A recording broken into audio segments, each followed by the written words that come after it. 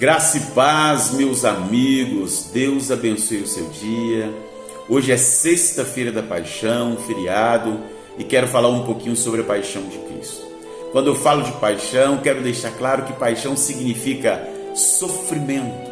E propriamente estou falando do sofrimento de Cristo entre a noite da última ceia e a crucificação.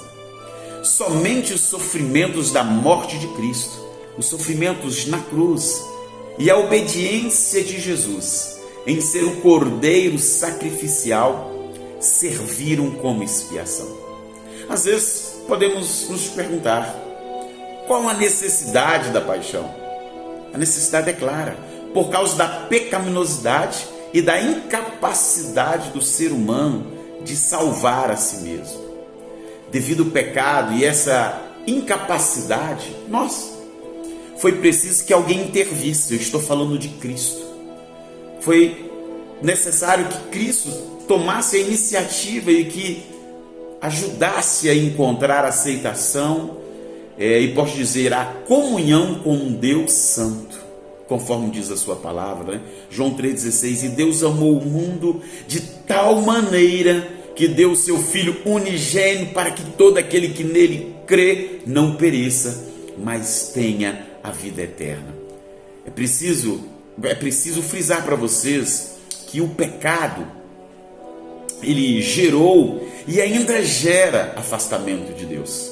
E nada que o homem venha fazer vai lhe garantir algum mérito ou alguma consideração da parte de Deus no que se refere à salvação.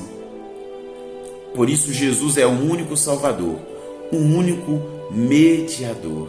Queridos, segundo as Escrituras, todas as pessoas que nasceram neste mundo estão condenadas por causa da relação com o pecado de Adão, Romanos 5,12, também por causa da sua natureza pecaminosa, com a qual todos nascem, está lá em Efésios 2,3, e além disso, todos cometem pecado.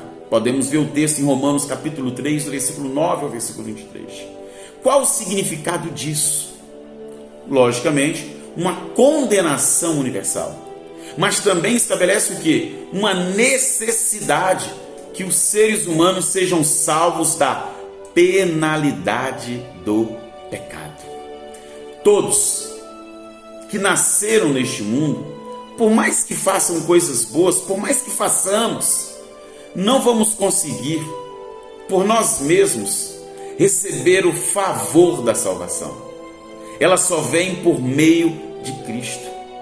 Na verdade, queridos, a depravação do homem significa que, pelo fato do ser humano ser totalmente corrupto, jamais poderá fazer alguma coisa que lhe garanta o favor salvífico da parte de Deus. Sendo assim, é necessário vir alguém de fora. E ele veio. Eu estou falando de Cristo. Eu estou falando de alguém que não foi afetado por essa corrupção. Eu estou falando de alguém sem pecado. Eu estou falando do nosso Senhor Jesus Cristo. Só Ele poderia efetivar a nossa salvação. Mas para que isso acontecesse, foi necessário que a encarnação, ou seja, Deus fazer-se carne. A penalidade do pecado é a morte. E como Deus não pode morrer, era preciso que haver a encarnação para que existisse uma natureza capaz de experimentar a morte e com isso pagar a penalidade do pecado. E como resultado, queridos, ocorreu o quê? O nascimento do Deus homem, o nascimento virginal de Jesus. Somente este Deus homem, o nosso Cristo, o único em toda a história, qualifica-se como Salvador adequado e verdadeiro. Somente Ele, somente uma pessoa sem pecado poderia servir para expiar os pecados dos outros, os nossos pecados. E é por esse motivo que o Evangelho existe, porque temos um Salvador homem. Ele era humano e, portanto, capaz de morrer, e também Deus, fazendo com que sua morte fosse o pagamento satisfatório pelos nossos pecados. Segundo Atos, capítulo 12, não há nenhum outro tipo de Salvador que seja capaz de nos salvar. Um ótimo feriado. Que o Senhor te abençoe.